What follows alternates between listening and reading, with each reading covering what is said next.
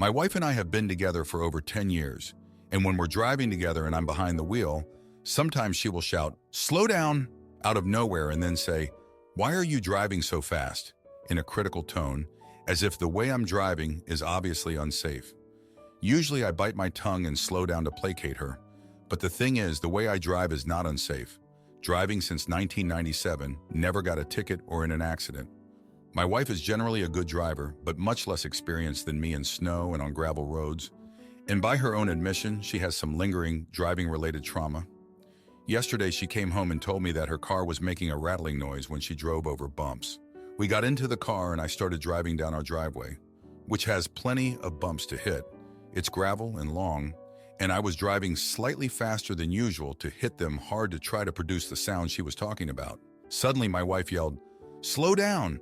Why are you driving so fast?" I glanced at the speedometer and laughed, didn't slow down, shook my head and said something like, "Are you serious? What are you afraid of?" Her response was, "I'm afraid we'll skid out and go flying off a cliff."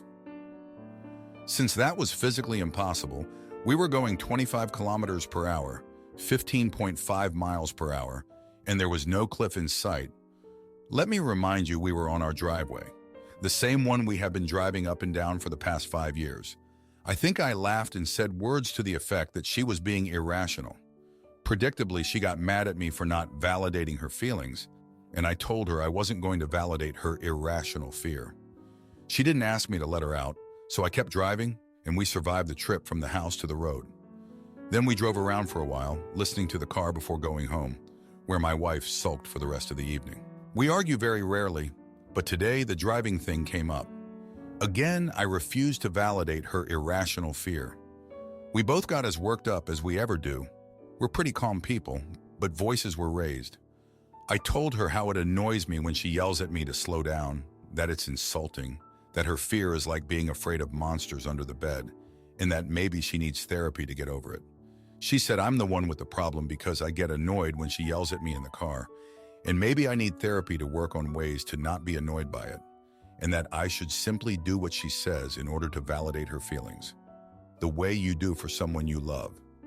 Eventually, we decided to end the discussion for the night because it wasn't going anywhere positive. She did her thing, and I made a Reddit account to ask this question: am I the jerk? There's more to the story, but I hit the character limit, so I cut out a lot. Now for a few comments before the update. Comment 1. Can you give us the other details? Edit or in comments.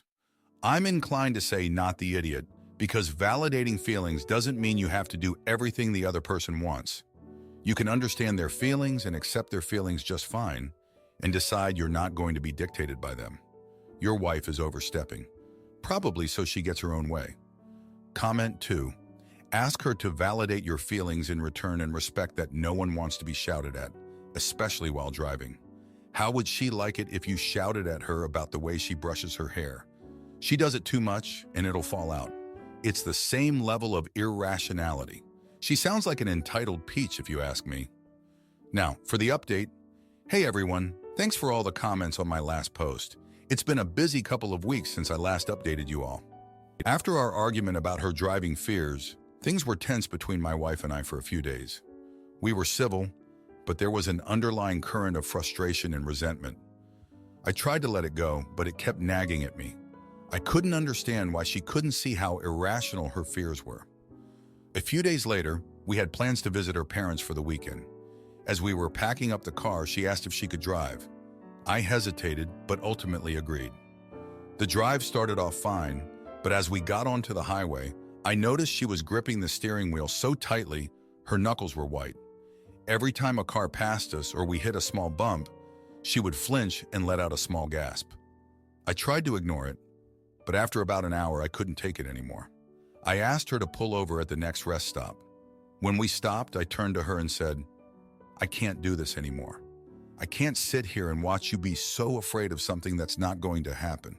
It's driving me crazy." She looked at me with tears in her eyes and said, "I know it's irrational, but I can't help it. Every time we're in the car, all I can think about is my cousin's accident." I was confused. I had never heard her mention her cousin's accident before. She took a deep breath and explained that when she was 16, Her cousin had been in a terrible car accident. He had been speeding on a gravel road and lost control of the car. It flipped several times, and he was thrown from the vehicle. He survived, but was left paralyzed from the waist down. She had been in the car with him that day and had watched helplessly as he was loaded into the ambulance. Ever since then, she had been terrified of driving, especially on gravel roads or in bad weather. I sat there stunned. I had no idea she had been carrying this trauma with her for so long. Suddenly, her fears didn't seem so irrational anymore. I reached over and took her hand, apologizing for not being more understanding. We sat there for a while, talking about her cousin's accident and how it had affected her. She admitted that she had never really dealt with the trauma and had just tried to push it down and ignore it. I suggested that maybe it was time for her to talk to someone about it, and she agreed. The rest of the drive to her parents' house was uneventful, but there was a new understanding between us. I made a conscious effort to be more patient and understanding when she expressed her fears, and she started seeing a therapist to work through her trauma. Things were going well for a while, but then last week, we hit a bump in the road, pun intended. We were driving home from a friend's house late at night when we hit a pothole. The car jolted and my wife let out a scream. I immediately pulled over to the side of the road and turned to her, expecting to see her in a panic. Instead, she was laughing. I was confused, but she explained that the jolt had reminded her of a time when she and her cousin had been driving and hit a pothole, spilling their milkshakes all over the car. They had laughed so hard they couldn't breathe. It was a bittersweet moment, remembering a happy memory with her cousin while also acknowledging the pain of his accident. But it was also a reminder of how far she had come in dealing with her trauma. We sat there on the side of the road, holding hands and talking about her cousin. She told me stories I had never heard before, about their childhood adventures and the trouble they used to get into. It was a side of her I had never seen before, and I felt grateful to be let in. As we drove home that night, I realized that even though we had been together for over 10 years, there was still so much I didn't know about my wife. Her fears, her traumas, her memories. They were all a part of who she was, and I was lucky to be able to share them with her. It's been a challenging couple of weeks, but I feel like we've come out stronger on the other side. We still have our moments of frustration and misunderstanding, but we're learning to communicate better and be more patient with each other. Thanks for reading, everyone. It feels good to get this all off my chest. Am I the idiot for refusing to let my boyfriend's brother and his girlfriend move in after they got pregnant and demanded help? Hi all, throwaway account. My partners, will call him Jim, brother Jack and girlfriend Jane, recently found out they were pregnant. Both 23 but have only been together for 4 months. Both live at home with their parents, both single parents. He works full-time as a second-year apprentice, and she works part-time while doing college. They are both scared and excited, but seem a bit naive to the reality of raising a baby. They don't have a plan about how they would cope or living arrangements, etc. Jim and I are older, 37, and are comfortably set up, no children. However, I've made it clear I don't want them to rely on us for somewhere to live or money. They have to manage this situation themselves. Jim and I agreed on this, expecting some kind of request for help. As expected, the first request came asking that they stay with us until they can get some money together after the baby is born. We said no. They complained and said we have spare rooms and they will contribute. Our concerns are, 1, this will become a financial burden on us and we will end up paying many of their expenses. 2, I don't know Jane. I've met her 3 times and don't know how she would be to live with. 3, I work from home 3 days a week and need some quiet. That's going to be hard with a baby around. 4, I know her family and friends are all close and spend a lot of time together. I don't want my house to be a hangout spot for people I don't know. 5, they would not give a time frame. There has been no planning here, so I have no idea how long they would even stay or if they would stick to a plan anyway. 6, they also couldn't confirm their plan after they get money together. No idea about the area they would live in, the cost of rent and utilities, etc. We know that they are welcome at Jack's mother's house. They will just have to make do with 1 room for the 3 of them. Jack's mother also gets heavily subsidized utilities, so it will have a minimal impact on them from a financial perspective. Ever since we said no, their family has been hounding us and acting like we are abandoning them. They are not out on the street. They are just going to be in a tight space and inconvenience for a while. I'm pretty firm on this stance. They are not entitled to our space or resources and made a choice to have a baby, but made no independent plans on how to manage it. Would be interested to hear other people's views on this. Am I the idiot or are they being entitled? Update, so I'm getting a very strong vote of not the idiot, and top themes are, I'll never get them out. They will stay on as a tenant and I'll become a babysitter. All valid points, and I'm in complete agreement with all of it. One other point many have made is why don't the family members take them in? To be fair, they will always help where they can, but none are in a position to put people up, no space, live in other states, etc. They don't, however, have the right to chastise us, and this has now been made crystal clear. We are open to helping out in some other ways. We would be happy to give them a bond for a rental, provide some appliances or furniture they may need. This would have been something we would have done if they were moving without a baby involved. That will still be an offer on the table if they accept what we've said. If they push or if they get anyone else involved, we will be doing nothing. Now for a few comments before the update. Comment 1. Not the idiot, you're right. They aren't entitled to your house. They chose to keep the baby knowing they cannot afford it. How exactly do they expect to get more money after the kid is born? That's so illogical and irresponsible. They have a place to stay, even if it's only one room. And it's recommended parents have their baby's crib in their room. So I'm not seeing the problem here, at least until the kid is like 2. They do not have a plan. They just have blind hope that things will work out. Comment 2. Do not do this. First of all, not the idiot. Secondly, my uncle is currently living what could be your future if you let this happen. My uncle has 4 kids. The youngest 2 still live with him. The oldest just knocked up his girlfriend and they now live back home. 5 adults, 1 baby, 3 bedrooms, 1 bathroom. All because they could not put on their adult pants and figure out their shoot. Now for the update. Hey everyone, it's been a while since my last post and a lot has happened in the past month. First off, thanks for all the support and advice on my previous post. It really helped me feel more confident in my decision not to let Jack and Jane stay with us. Unfortunately, things have taken a turn for the worse. After we made it clear that they couldn't live with us, Jack and Jane became increasingly hostile. They started spreading rumors about how Jim and I were being selfish and unsupportive, which caused a lot of tension within the family. It got to the point where Jim's mom stopped talking to us altogether. To make matters worse, we found out that Jack had been hiding some serious financial issues from everyone. Apparently, he had been gambling heavily and had racked up a lot of debt. When his mom found out, she kicked him out of the house, leaving him and Jane with nowhere to go. They showed up at our doorstep one night, begging us to let them stay. I felt terrible seeing them in such a desperate situation, but I knew we had to stick to our decision.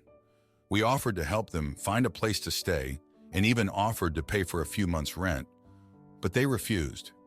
They said they wanted to stay with us or nothing at all. Things came to a head when Jack got into a heated argument with Jim. He accused us of being heartless and not caring about family. Jim tried to reason with him, but Jack wouldn't listen. In the end, Jack stormed out, saying he never wanted to see us again. Since then, we haven't heard from either of them. We've tried reaching out, but they won't respond to our calls or messages. It's been a really difficult time for all of us, especially Jim. He feels like he's lost his brother, and it's taking a toll on him emotionally. Looking back, I can't help but wonder if there was more we could have done to help them. I know we made the right decision not to let them stay with us, but I can't shake the feeling that we could have handled things differently.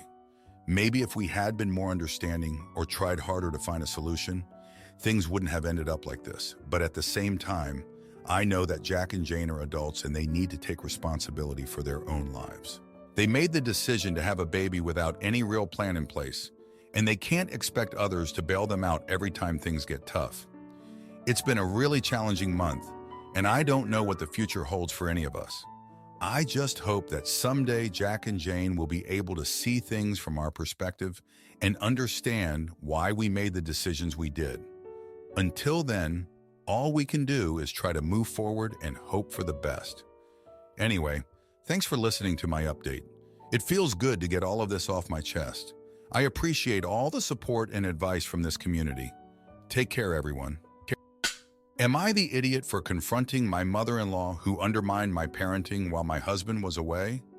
My 33-year-old female mother-in-law, 67-year-old female, lives in another country with her husband. We never got along because she always insists on being the one to make the rules and is overall very controlling. She also disliked me from the start for merely existing. We don't see her very often, thankfully, but whenever we do, it's always pretty stressful. She is visiting now and staying with us. It's been a week. Normally, my husband deals with her behavior, but he's currently traveling for work and won't be back until tonight. Since my husband left, she's been horrible. It's like she's trying to get on my nerves on purpose. I try to keep calm because I know she'll leave in 2 weeks and I won't see her for months again. However, there's been an incident that my husband and I are now fighting about. My toddler brought a large toy truck to the table. I reminded him, "No toys when we're eating. Please put it back in the toy box and you can play with it when you're done eating." My toddler was compliant, but as he was getting off the chair, my mother-in-law said, "It's okay, honey.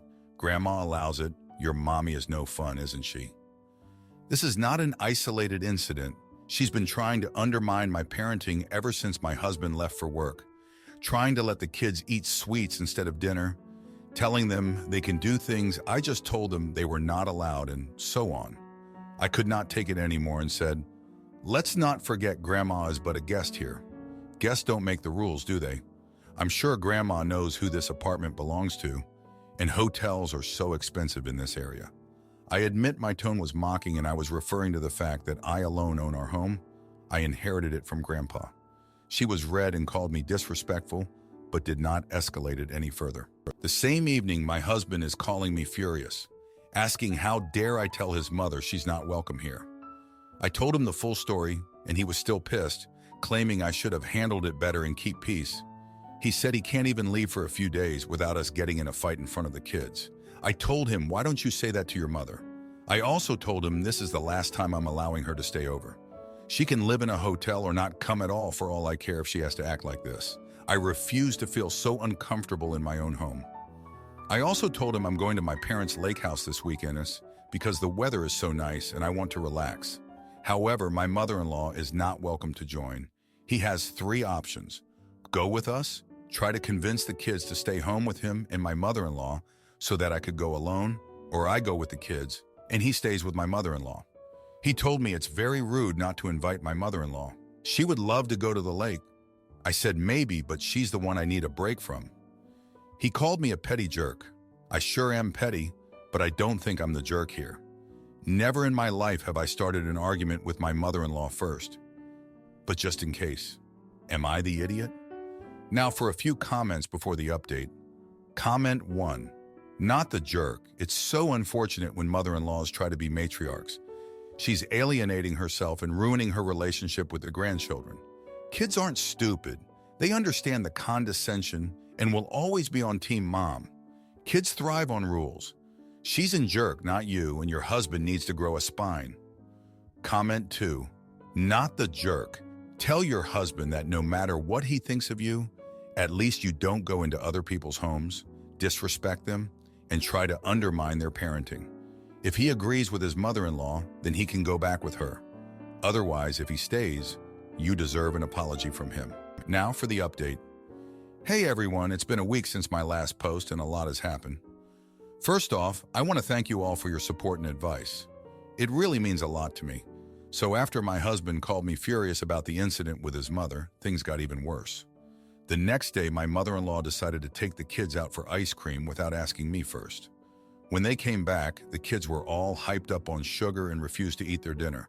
I tried to explain to my mother-in-law that I appreciate her wanting to spend time with the kids, but she needs to respect my rules and boundaries. She just rolled her eyes and said I was being too strict. Later that evening, I overheard my mother-in-law on the phone with my husband, complaining about how I was treating her unfairly and making her feel unwelcome. I couldn't believe it. I had been nothing but accommodating, even though she had been undermining my parenting at every turn. The next few days were a blur of tension and passive-aggressive comments. My mother-in-law would make snide remarks about how I kept the house or how I cooked dinner. She even started rearranging the furniture in the living room without asking me first. I tried to keep my cool, but it was getting harder and harder. Things came to a head when I found out that my mother-in-law had been telling the kids that they didn't have to listen to me because she was their grandmother and knew better. I was furious. I confronted her about it, and she had the nerve to say that she was just trying to help and that I should be grateful for her advice. That's when I made a mistake. I lost my temper and told her that if she couldn't respect my rules in my own home, then she could leave. I even went so far as to say that I didn't care if she ever came back. I know it was harsh, but I was at my wit's end. My husband came home that night to find his mother in tears and me fuming. He tried to mediate, but it was clear that he was taking his mother's side. He said that I was being unreasonable and that I needed to apologize. I couldn't believe it. I had been putting up with his mother's behavior for years, and now he was telling me that I was the one who needed to apologize? We got into a huge fight that night. I told him that I was done putting up with his mother's controlling behavior, and that if he couldn't stand up for me, then maybe we had bigger problems in our marriage. He accused me of being selfish and not caring about his family. It was a mess. The next day, my mother-in-law announced that she was cutting her visit short and going home. I felt a mix of relief and guilt. I knew that I had let my anger get the best of me, but I also knew that something had to change. After she left, my husband and I had a long talk. I apologized for losing my temper, but I also made it clear that I wasn't going to put up with his mother's behavior anymore. I told him that if he wanted our marriage to work, he needed to start putting me and our family first. It wasn't easy, but we agreed to start seeing a therapist to work on our communication and boundaries. Looking back, I realized that my mistake was letting things get to that point in the first place. I should have been more assertive from the beginning and set clear boundaries with my mother-in-law. I also should have communicated better with my husband and made sure we were on the same page. It's been a tough week, but I'm hopeful that things will get better. I know that setting boundaries with family is never easy, but it's necessary for my own well-being and the health of my marriage. I'm grateful for the support of this community and for the lessons I've learned. Thank you for reading and for being there for me.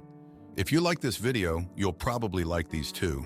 Also, while you're here, please consider subscribing. It's your support that keeps this channel alive and allows me to make better and longer videos. Have a great day.